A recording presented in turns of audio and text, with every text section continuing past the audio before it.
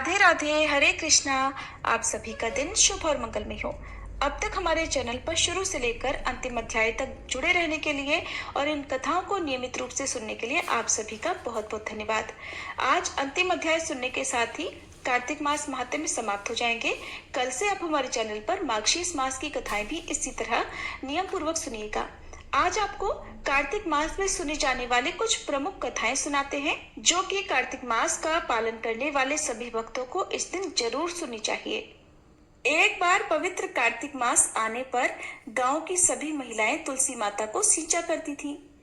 गांव की सारी महिलाएं तो तुलसी सींच कर आ जाती थीं, लेकिन उसी गांव में एक बूढ़ी माई भी रहती थी, जो तुलसी माँ को सींचने जाती और कहती, तुलसी माता सबकी दाता, मैं तेरा बिटला सींचूं, तू मेरा निस्तारा कर।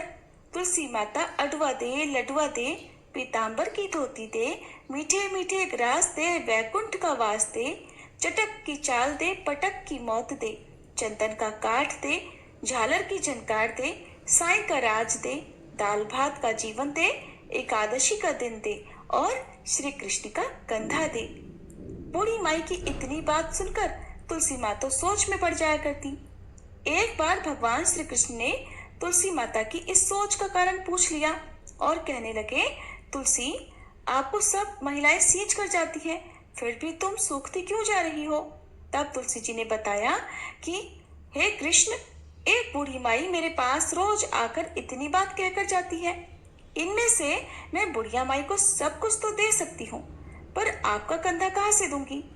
तब भगवान बोले कि तुम चिंता मत करो और बूढ़ी माई को आशीर्वाद दे दो।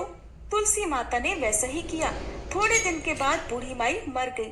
सब कोई उसे उठाने लगे, पर वह तो इतनी भारी हो गई थी कि किसी से भी उठाई नहीं उठी। अब तो हर कोई कहने लगा, पाप घाट की माला फेरती थी, जिसकी वजह से इतनी भारी हो गई। तभी भगवान श्री कृष्ण एक ब्राह्मण के भेष में वहां आए और उन्होंने गांव वालों से कहा कि मुझे इन बूढ़ी माई के कान में कुछ कह लेने दो, शायद ये हल्की हो जाए। तब लोगों ने कहा कि तू भी अपने मन की निकाल ले, और तब भगवान श्री कृष्ण ने जाकर बूढ़ी माई के कान में कहा, माई, तू बिड़ला सींचे मेरा, मैं करूँ निस्तारा तेरा। बुढ़िया माई अड़ुआ ले, लड़ुआ ले, पीतांबर की धोती ले, मीठा मीठा भात ले, वैकुंठ का वास ले, चटक की चाल ले, पटक की मौत ले, चंदन का काठ ले, झालर की झनकार ले, साईं का राज ले, दाल भात का जीवन ले और ले श्री कृष्ण का कांधा भी ले। इतना सुनते ही बूढ़ी माई तो हल्की हो गई। उसके बाद भगवान श्री कृष्ण ने स्वयं उसे अपना कंधा देकर उसे मुक्ति प्रदान की। इसलिए कथा के अंत में कहा जाता है कि हे तुलसी माई, जैसे आपने उस बुढ़िया को मुक्ति दी, वैसी सबको देना। अंतकाल में सबको हे श्री कृष्ण आपका ही कंधा मिले। प्रेम से बोलिए तुलसी माता की जय, श्री कृष्ण भगवान की जय। एक बार पथवारी माता पाल और विनायक जी में विवाद हो गया। सभी आपस में स्वयं को एक दूसरे से बड़ा बताने लगे। इतने में ही एक ब्राह्मण का लड़का आया। पाल, पथवारी, गजानन जी ने उसे रोका और कहने लगे, लड़के रुक जा और हमारा न्याय तो कर। लड़का बोला, मैं कल वापस आऊंगा तब न्याय करूंगा। घर आकर लड़के ने अपनी माँ से कहा, माँ, मुझे कल पाल, पथवारी माता और विनायक जी का न्याय करना है। तब माँ ने कहा, बेटा सबको बड़ा बता देना। दूसरे दिन लड़का वहां गया और बोला, पाल माता, आप बड़ी हो, क्योंकि हर व्यक्ति आता है और स्नान ध्यान करके शुद्ध होकर जाता है और आप सबकी रक्षा करती हैं। हे पथवारी माता, आप सबसे बड़ी हो, क्योंकि कितने भी तीर्थ, धर्म, ध्यान करके आपकी पूजा किए बिना उसका कार्य पूर्ण नहीं होता। आप जीवित को भी तारती हैं और मरने के बाद भी उद्धार करती हैं। पथवारी माता पथ की धरानी, इसलिए आप बड़ी हो। अब विनायक जी से वह लड़का बोला कि हे गजानन जी, सबसे पहले शुभ काम में आपको ही तो मनाया जाता है। आपको पूजे बिना तो कोई काम सिद्ध नहीं होता, इसलिए आप बड़े हैं।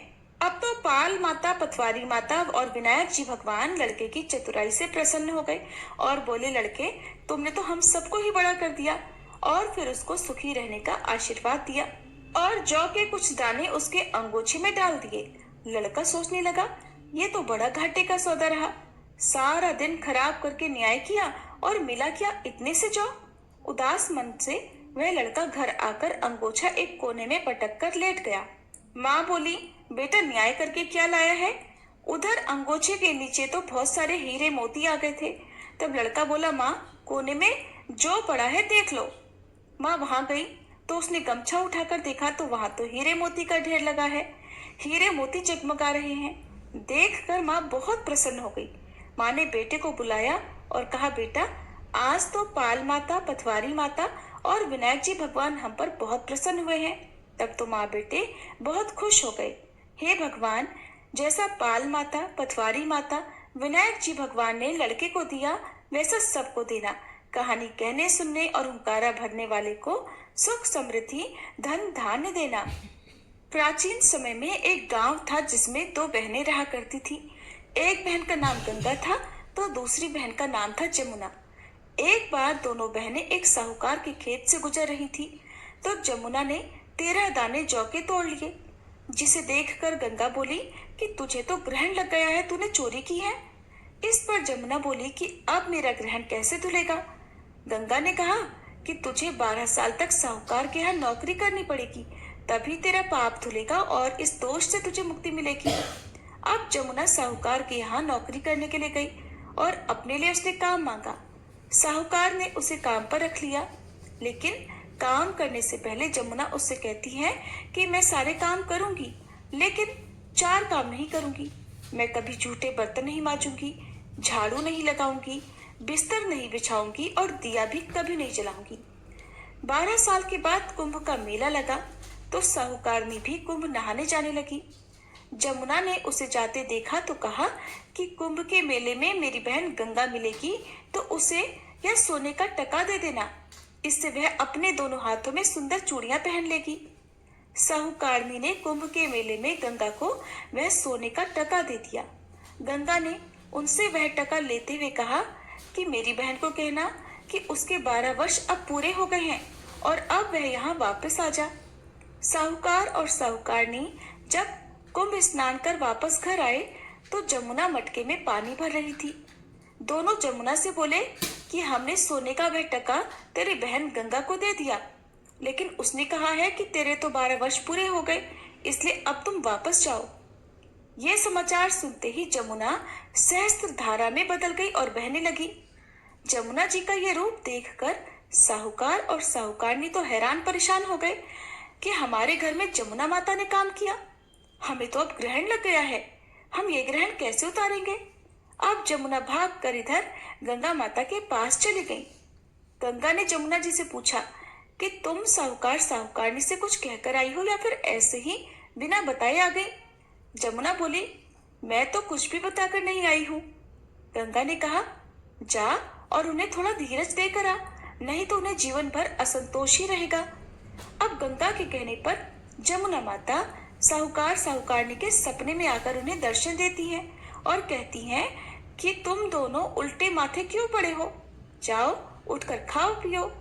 तब वे दोनों बोले कि हम कैसे उठे, हमें तो ग्रहण लग गया है, क्योंकि हमने उल्टे सीधे और पता नहीं कितने नीच कार्य आपसे कराए हैं।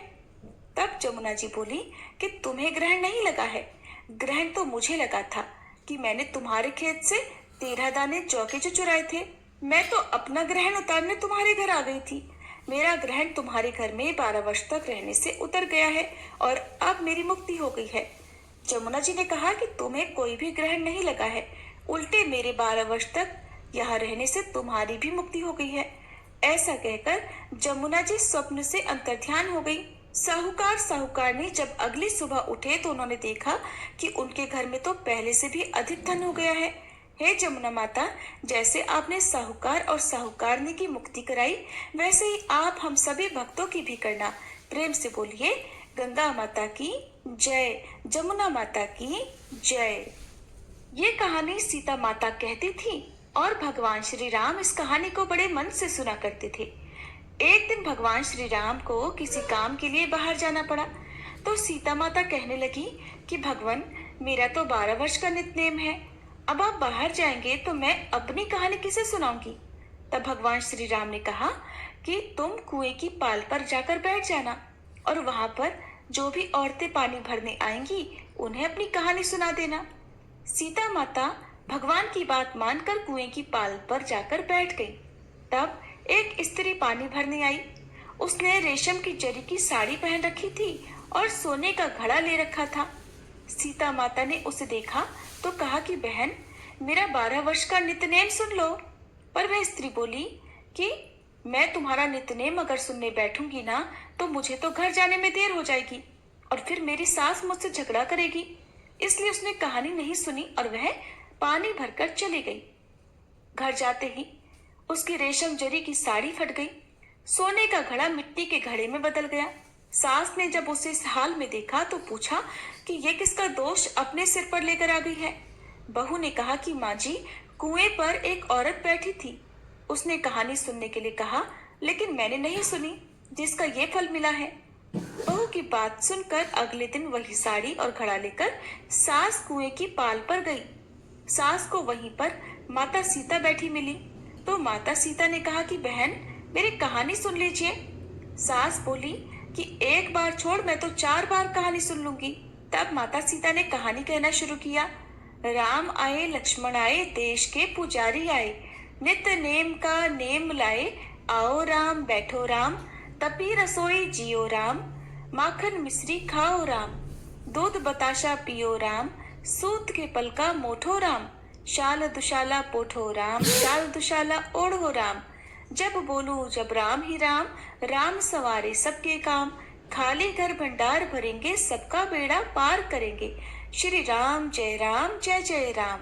कहानी सुनकर सास बोली कि बहन, कहानी तो बहुत अच्छी लगी। अब कहानी सुनकर सास अपने घर चली आई तो उसकी साड़ी फिर से रेशम जरी की बन गई और उसका मिट्टी का घड़ा सोने के घड़े में फिर से बदल गया।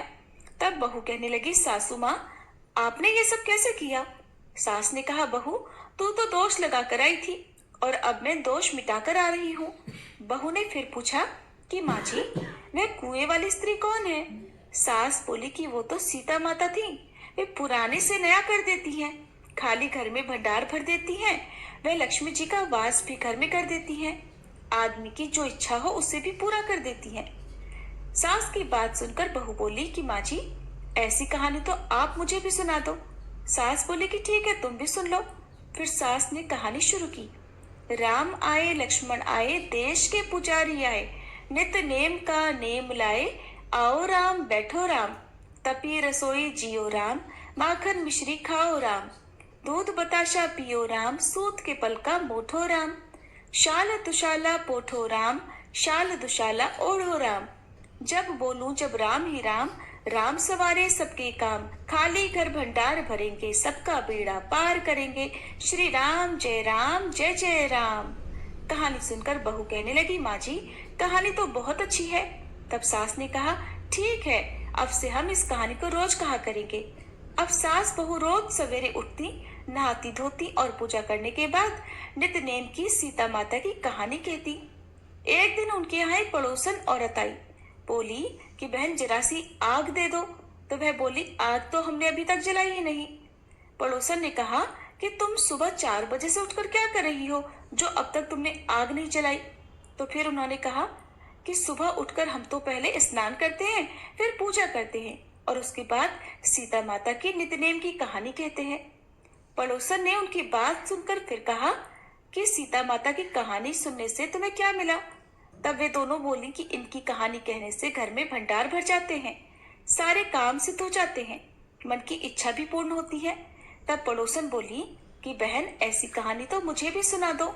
अब की बार सास और बहू दोनों ने मिलकर सीता नेम की कहानी पड़ोसन को सुना दी। सारी कहानी सुनने के बाद पड़ोसन बोली, बहन, कहानी तो मुझे बहुत अच्छी लगी। अब तो वह पड़ोसन भी नित्यनेम सीता माता की कहानी कहने लगी। कहानी कहने से सीता माता ने पड़ोसन के भी भंडार भर दिए। अब तो पूरे मोहल्ले में नित्यनेम की कथा चल पड़ी और हर किसी की मनोकामना माता सीता की कृपा से पूर्ण होने लगी। हे सीता माता, जैसे आपने उन सभी के भंडार भरे, वैसे ही आप हम सबके भी भंडार भरना, कहानी सुनने वाले के भी और कहानी कहने वाले के भी। प्रेम से बोलिए सीता माता की जय। कार्तिक मास की जय। बहुत पहले की बात है, एक थी इल्ली और एक था घुन। एक दिन इल्ली घुन से बोली कि आओ घुन, कार्तिक का स्नान करें। घुन कहने लगा कि तू तो गोरी पड़ी है, तू ही नहा ले, मेरा तो मोठ बाजरा पड़ा है, मैं तो नहीं नहाऊंगा। मैं तो हरे बाजरे का सीटा खाऊंगा, ठंडा पानी पीऊंगा। दोनों के बीच हुई इस वार्तालाप के बाद इल्ली तो राजा की लड़की के पल्ले के साथ लगकर चली गई और घुन नहीं नहाया। कार्तिक माह समाप्त होते ही दोनों मर गए। अब कार्तिक का स्नान करने से इल्ली राजा के घर में जन्म लेती है और घुन राजा के यहाँ पर एक गधा बनता है। राजा की बेटी बड़ी हुई तो उसके विवाह का दिन आया और वह ससुराल के लिए विदा होने लगी। विदा होने के समय अचानक ही बेटी की बैलगाड़ी रुक गई तो राजा रानी दोनों बोले कि ये बैलगाड़ी क्यों रुक गई। बेटी, तुझे जो मांगना है मांग ले। लड़की बोली, पिताजी मुझे तो ये गधा चाहिए। ये सुनकर राजा रानी बोले कि मांगा भी तो क्या मांगा है, कुछ और मांग ले। ये भी कोई मांगने की चीज है भला। लेकिन राजकुमारी अपनी जिद पर अड़ गई और बोली कि मुझे तो बस यही गधा चाहिए। अब तो लड़की की बात सुनकर गधा फुदक फुदक कर भागने लगा और लड़की के साथ वह भी उसकी ससुराल चला गया। महल जाकर लड़की ने उसे नीचे ही सीढ़ी से बांध दिया। एक दिन लड़की सीढ़ी से उतरने लगी तो गधे ने कहा, ए सुंदरी, मुझे पानी पिला दे। तब लड़की बोली कि जब तुझे कहा था कि आ कार्तिक नहा ले तब तो तूने मना कर दिया। तूने तब तो कहा कि मैं तो बाजरा खाऊंगा, ठंडा पानी पीऊंगा।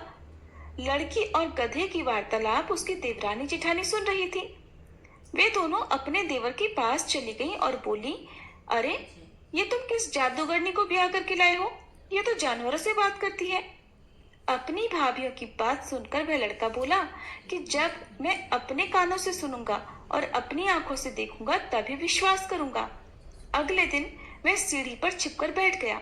उसकी पत्नी आई और गधे ने उससे फिर वही बात कही, जिस पर रानी ने फिर से वही जवाब दिया।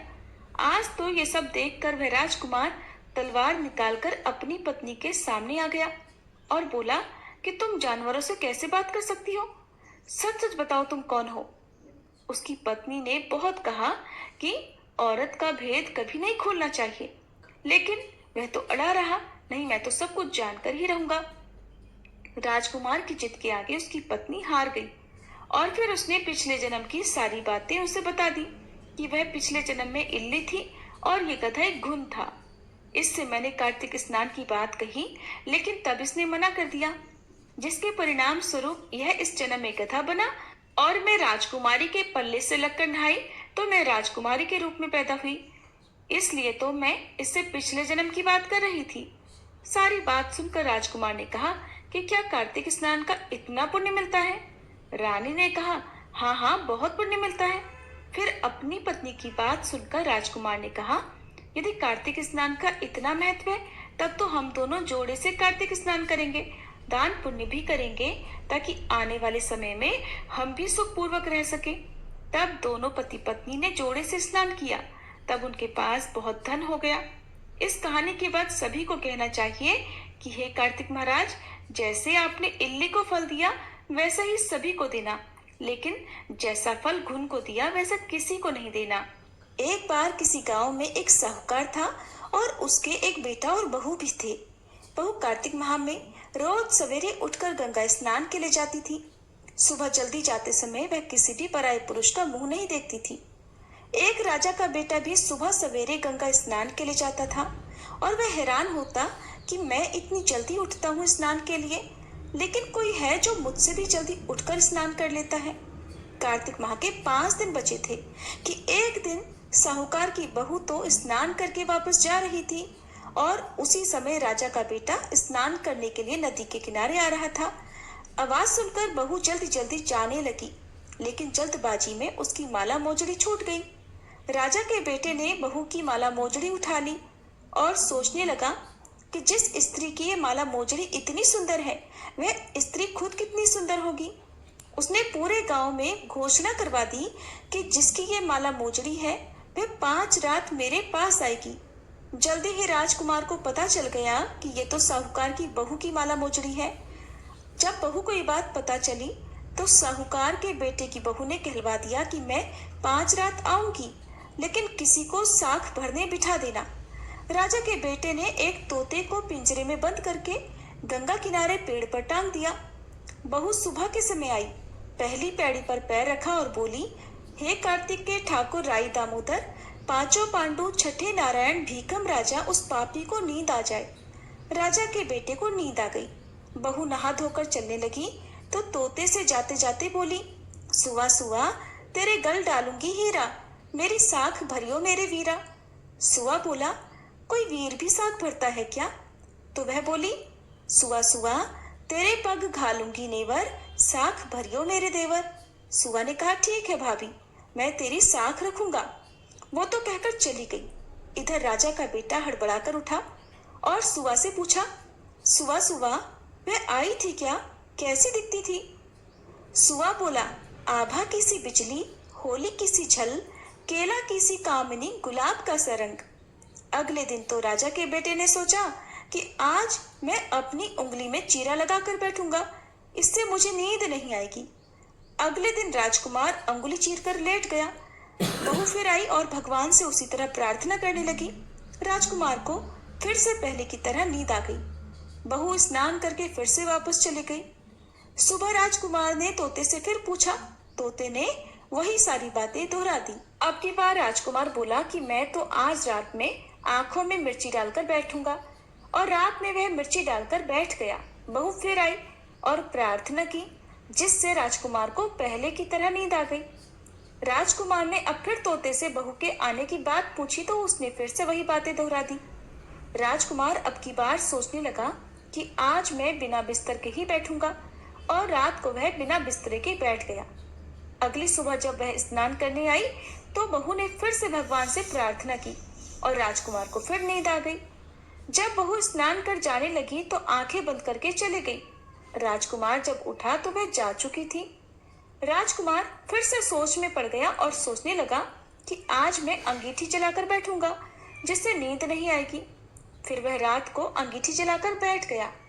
साहूकार की बहू आई और वह भगवान से प्रार्थना करने लगी कि प्रभु, हे ठाकुर जी, आपने 4 रातें तो निकाल दी, अब ये रात और बची है, इस आखिरी रात को भी निकाल दो।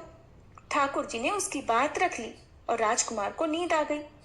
जब बहू स्नान कर जाने लगी तो तोते से बोली कि सुबह सुबह इस पापी को कह देना कि 5 रातें पूरी हो चुकी हैं, अब वह मेरे मोतियों की माला मेरे घर भिजवा दे।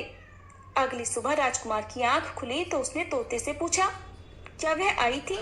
तोते ने कहा, हाँ आई थी, और उसने अपनी माला मोजड़ी मंगवाई है। ये सुनकर राजकुमार सोचने लगा कि वह तो सच्ची थी, तभी तो भगवान ने भी उसका सत्य रखा। कुछ समय के बाद राजकुमार को कोढ़ हो गया। राजा ने ब्राह्मण को बुलाकर पूछा कि मेरे बेटे का शरीर क्यों जल रहा है। तब ब्राह्मण ने सारी बातें विस्तार से राजा को बताई कि इसने क्या किया था। ब्राह्मण ने कहा कि इसने पतिव्रता स्त्री पर बुरी नजर डाली थी, इसलिए यह इस रोग से पीड़ित हुआ है। राजा ने इसके ठीक होने का उपाय पूछा तो ब्राह्मण ने कहा कि अगर यह उस साहूकार की बहू को धर्म की बहन बनाए और रोज उसके नहाए हुए जल से स्नान करे तभी ठीक हो सकता है। राजा साहूकार की बहू की माला लेकर साहूकार के घर गया और बोला कि ये माला आपके पुत्र वधू की है, इसे रख लीजिए और आपकी बहू के नहाए हुए जल से मेरे बेटे को नहला दीजिए। साहूकार बोला कि मेरी बहू तो किसी पराये पुरुष का मुंह तक नहीं देखती, आप उसे इस नाली पर बिठा दीजिए। जब वह ऊपर नहाएगी तब नीचे इस नाली के पानी से आपका पुत्र नहा लेगा। राजकुमार ने ऐसा ही किया। कुछ समय बाद उसका शरीर चंदन सा हो गया। हे पंच भिक्खु देवता, जैसे आपने साहूकार की पुत्र वधू का सत्य रखा वैसे ही सभी का रखना। पूनो नहाई पड़वा नहाई, 5 रतन पंच तीरथ पंच भीकम नहाई, 1 टका मेरी गांठ में सुनियो रघुराई, आधे का लाई आंवला आधे की राई, राई दामोदर सांवला जिसने सृष्टि रचाई, राजा के घर उतरी पुत्री बनाई, राजा लाया ब्याह के रानी बन आई, 4 चक्कर 4 मक्कर 4 दिए की लौ, मैं तुझसे पूछूं श्री कृष्ण जी कब निस्तारा होए, जब आएगा कार्तिक का महीना तब निस्तारा होए। प्रेम से बोले पंच भिक्खु देवता की जय। एक बार की बात है, लपसी और तपसी नाम के 2 भाई थे, जिनमें तपसी हमेशा भगवान की तपस्या में लीन रहता था, तो वहीं उसका भाई लापसी हर दिन सवा सेर की लापसी बनाकर भगवान को भोग लगाता, फिर भोजन करता था। एक दिन किसी कारण से दोनों भाइयों में झगड़ा हो गया। तपसी कहता था कि मैं बड़ा हूँ और लपसी कहता था कि मैं बड़ा हूँ। दोनों लड़ ही रहे थे कि इतने में नारद जी वहां आ गए। नारद जी ने देखा तो पूछा कि आप दोनों क्यों झगड़ रहे हो। तब उन दोनों भाइयों ने अपने झगड़ा करने की बात बताई और फिर दोनों ने नारद जी से पूछा कि मुनिवर आप ही बताइए हम में से कौन बड़ा है। नारद जी ने कहा अभी तो मैं जल्दी में हूँ लेकिन जल्दी ही इस बारे में आपको जरूर बताऊंगा। ऐसा कहकर नारद जी वहां से चले गए। दूसरे दिन जब नारद जी फिर आए तो उन्होंने एक एक कीमती अंगूठी उन दोनों के आगे रख दी। तपसी ने तो तुरंत ही अंगूठी अपने घुटने के नीचे छुपा ली और सोचने लगा कि अब तो मुझे खूब धन मिलेगा जिससे मैं यज्ञ करूंगा और अपने आप ही बड़ा हो जाऊंगा। उधर लपसी की नजर भी अंगूठी पर पड़ी लेकिन उसने ध्यान नहीं दिया बल्कि वह तो भगवान को भोग लगाकर लापसी खाने लगा। अब देवर्षि नारद जी सामने आए तो दोनों ने पूछा कि बताइए कौन बड़ा है। तो नारद जी ने तपसी से खड़ा होने को कहा। जैसे ही वो खड़ा हुआ तो उसके नीचे दबी हुई अंगूठी दिखाई पड़ गई। नारद जी ने तपसी से कहा तपस्या करने के बाद भी तुम्हारी चोरी करने की आदत नहीं गई, इसलिए लपसी बड़ा है। तुम्हें तुम्हारी तपस्या का कोई भी फल नहीं मिलेगा। तपसी शर्मिंदा होकर क्षमा मांगने लगा। तब नारद जी से उसने पूछा कि बताइए मुझे मेरी तपस्या का फल कैसे मिलेगा। तब नारद जी ने कहा अगर कोई गाय और कुत्ते की रोटी नहीं बनाएगा तो फल तुझे मिलेगा। अगर कोई ब्राह्मण को जिमाकर दक्षिणा नहीं देगा तो फल तुझे मिलेगा। अगर कोई साड़ी के साथ ब्लाउज नहीं देगा तो फल तुझे मिलेगा। अगर कोई दिए से दिया जलाएगा तो फल तुझे मिलेगा। और अगर कोई सारी कहानी सुने लेकिन तुम्हारी कहानी नहीं सुने तो फल तुझे मिलेगा। उस दिन से हरिव्रत कथा कहानी के साथ लपसी तपसी की कहानी भी सुनी और कही जाती है। हरे कृष्णा। आज की इन कथाओं के साथ ही कार्तिक मास महात्म्य समाप्त हुआ। अब सुनिए श्री कृष्ण चालीसा पाठ। बंशी शोभित कर मधुर नील जलद तन श्याम अरुण अधर जनु बिंबा फल पीतांबर शुभ साज। जय मनमोहन मदन छवि कृष्ण चंद्र महाराज। करहु कृपा हे रवि तनय राखहु जन की लाज। जय यदुनंदन जय जगवंदन जय वसुदेव देवकी नंदन। जय यशोदासुत नंद दुलारे जय प्रभु भक्तन के धृग तारे। जय नट नागर नागन थैया कृष्ण कन्हैया धेनु चरैया। पुनि नख पर प्रभु गिरवर धारो आओ दीनन कष्ट निवारो। वंशी मधुर अधर धर तेरी होवे पूर्ण मनोरथ मेरो। आओ हरि पुनि माखन चाखो आज लाज भारत की राखो। गोल कपोल चिबुक अरुणारे मृदु मुस्कान मोहिनी डारे। रंजित राजीव नयन विशाला मोर मुकुट वैजंती माला। कुंडल श्रवण पीत पट आछे कटी किंकणी काछन काछे। नील जलज सुंदर तन सोहे छवि लखि सुर नर मुनि मन मोहे। मस्तक तिलक अलक घुंघराले आओ कृष्ण बांसुरी वाले। करी पय पान पूत नहीं तार्यो अका बका कागा सुर मार्यो। मधुवन जलत अग्नि जब ज्वाला भय शीतल लखित ही नंद लाला। सुरपति जब ब्रज चढ़ियो रिसाई मसूर धार वारी वर्षाई। लगत लगत ब्रज चहन बहायो गोवर्धन नख धारी बचायो। लखिय सुदा मन भ्रम अधिकाई मुख मह 14 भुवन दिखाई। दुष्ट कंस अति उधम मचायो कोटि कमल जब फूल मंगायो। नाथी काल यही तब तुम लीन्हे चरण चिन्ह दे निर्भय कीन्हे। करी गोपिन संग रास विलासा सबकी पूरन करी अभिलाषा। केतिक महा असुर संग हार्यो कंस ही केस पकड़ दे मार्यो। मात पिता की बंदी छुड़ाई उगर सेन कह राज दिलाई, मही से मृतक छहु सुत लायो, मातु देव की शोक मिटायो, भौमासुर मुर दैत्य संहारो, लाए शत दश सहस कुमारो, दे भी नहीं तृण चीर संहारा, जरा सिंधु राक्षस कह मारा, असुर बकासुर आदिक मार्यो, भक्तन के तब कष्ट निवार्यो, दीन सुदामा के दुख टार्यो, तंदुल तीन मूठ मुख डार्यो, प्रेम के साग विदुर घर मांगे, दुर्योधन के मेवा त्यागे, लखी प्रेम की महिमा भारी, ऐसे श्याम दीन हितकारी, भारत के पारथ रथ हाके, लिए चक्र कर नहीं बल ताके, निज गीता के ज्ञान सुनाए, भक्तन हृदय सुधा वर्षाए, मीरा थी ऐसी मत वाली, विष पी गई बजा कर ताली, राणा भेजा सांप पिटारी, शालिग्राम बने बनवारी, निज माया तुम विधि ही दिखायो, उरते संशय सकल मिटायो, तब शत निंदा करि तत्काला, जीवन मुक्त भयो शिशुपाला, जब ही द्रौपदी टेर लगाई, दीनानाथ लाज अब जाई, तुरत ही वसन बने नंदलाला, बढ़े चीर भय अरि मुह काला, असनाथ के नाथ कन्हैया, डूबत भंवर बचावत नैया, सुंदर दास आस उरधारी, दया दृष्टि की जय बनवारी, नाथ सकल मम कुमति निवारो, क्षमहु बेगी अपराध हमारो, खोलो पट अब दर्शन दीजे, बोलो कृष्ण कन्हैया की जय, बोलो कृष्ण कन्हैया की जय, बोलो कृष्ण कन्हैया की जय।